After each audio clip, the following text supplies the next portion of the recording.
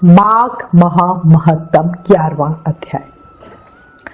हरे कृष्णा, राधे राधे। जो भी पूरे माघ मास में अपने गुरुदेव का पूजन करते हैं उनको पूरा मास स्नान करने जितना फल मिलता है, ऐसा ब्रह्म पुराण में लिखा गया है। माघ मास में स्नान, दान, तप, होम और उपवास करने से भयानक पापों का भी नाश हो जाता है और जीव को उत्तम गति मिलती है। इसलिए अभी भी समय है, प्रयत्न के साथ कुछ ना कुछ जरूर कर लो। अब श्री गणेश जी महाराज और अपने गुरुदेव को याद करते हुए माघ महत्तम का 11वां अध्याय सुनेंगे। शिव शंभु के लाल तुम, करुणा बड़े निधान, विपदा में संसार है, हरो कष्ट भगवान। बोलो गणेश जी महाराज की जय। शिष्य वही जो सीख ले गुरु का ज्ञान अगध, भक्ति भाव मन में रखे, चलता रहे अबद। बोलो गुरुदेव महाराज की जय। कल हमने माघ महामहत्तम के 10वें अध्याय में दत्तात्रेय जी द्वारा वर्णित माघ मास स्नान के नियम और फल सुने, जो उन्होंने राजा सहस्त्रर्जुन को बताए थे। अब आगे। राजा सहस्त्रर्जुन जी बोले, हे भगवान, वो राक्षस कौन था और कंचन मालिनी कौन थी? उसने अपना धर्म कैसे दिया और उसके साथ कैसे हुआ? हे योगियों में शेष दत्तात्रेय जी, अत्रि ऋषियों की संतानों के सूर्य, ये कथा सुनाकर मेरे कौतूहल को दूर कीजिए। तब दत्तात्रेय जी कहने लगे कि हे राजन, इस पुरातन विचित्र इतिहास को सुनो। कंचन मालिनी नाम की एक सुंदर अप्सरा थी, जो माघ मास में प्रयाग में स्नान करके कैलाश पर्वत पर जा रही थी। तब उसको मार्ग में जाते हुए हिमालय के कुंज से एक राक्षस ने देखा। उस सोने जैसे तेज वाली, सुंदर बड़े बड़े नेत्रों वाली, चंद्रमुखी सुंदर केश वाली अपार सुंदर अप्सरा को देखकर उस राक्षस ने कहा, हे सुंदरी कमल नयनी, तुम कौन हो और कहां से आ रही हो? तुम्हारे वस्त्र और वेणी मतलब चोटी फीकी हुई क्यों है? तुम आकाश मार्ग से कहां जाती हो और किस पुण्य के प्रताप से तुम्हारा शरीर ऐसा तेजस्वी और रूप ऐसा मनोहर है? तुम्हारे गीले वस्त्र से मेरे मस्तक पर गिरे हुए एक बूंद जल से मेरे क्रूर मन को एकदम शांति मिल गई है। इसका क्या कारण है? तुम बड़ी शीलवती प्रतीत होती हो, इसका कारण भी मुझसे कहो।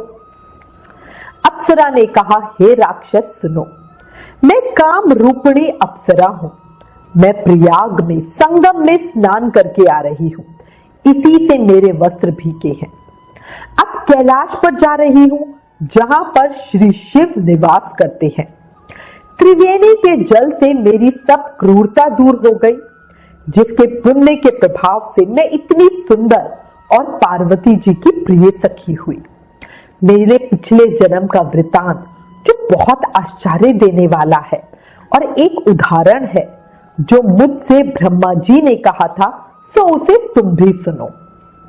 मैं कलिंग देश के राजा की वैश्या थी, रूप, लावण्य और सुंदरता में अपूर्व थी। मेरी सुंदरता पर सारा नगर मोहित था और मैंने अनेकों प्रकार के भोग भोगे। अनेक प्रकार के वस्त्र और आभूषणों की घर में कोई कमी नहीं थी।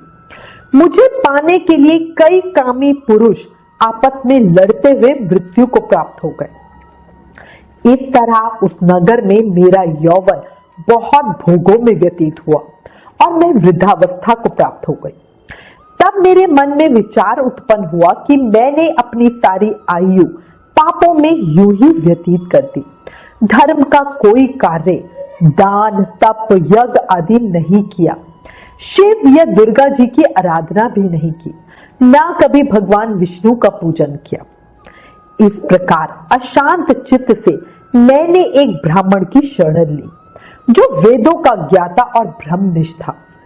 मैंने उससे पूछा और कहा, हे श्रेष्ठ ब्राह्मण, कृपया बताएं मेरा उद्धार किस प्रकार हो सकता है। महाराज, मैंने सुना है कि साधु सज्जन हमेशा अच्छे और बुरे सभी लोगों पे दया करते हैं, इसलिए मुझ दीन पर भी कृपया करके मुझ कीचड़ में डूबी हुई को पकड़कर उबारिए। क्षीर सागर क्या हंस को ही दूध देता है, बतख को नहीं? तब वह ब्राह्मण, राजा का पुरोहित, इन सब बातों को सुनकर मुझ पर दया करके कहने लगा कि तू ब्रह्मा के क्षेत्र प्रयाग में जाकर माघ मास में त्रिवेणी संगम में स्नान कर, पर मन में अशुभ क्रिया का कोई विचार नहीं करना। पापों के नाश के लिए महर्षियों ने तीर्थ स्थान से अधिक और कोई प्रायश्चित नहीं बतलाया। प्रयाग में स्नान करने से तो अवश्य पवित्र होकर स्वर्ग को जाएगी। हे भामिनी, अब मैं तुम्हें एक वृतांत सुनाता हूं, ध्यान से सुनो। अब जो वो ब्राह्मण थे, वो जो वैश्या थी, उसे अपना एक वृतांत सुना रहे हैं।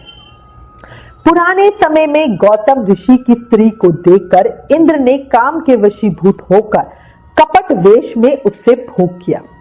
इसलिए गौतम ऋषि द्वारा इंद्र को श्राप दिया गया और उसका शरीर अत्यंत लज्जा युक्त हजारों भाग वाला हो गया।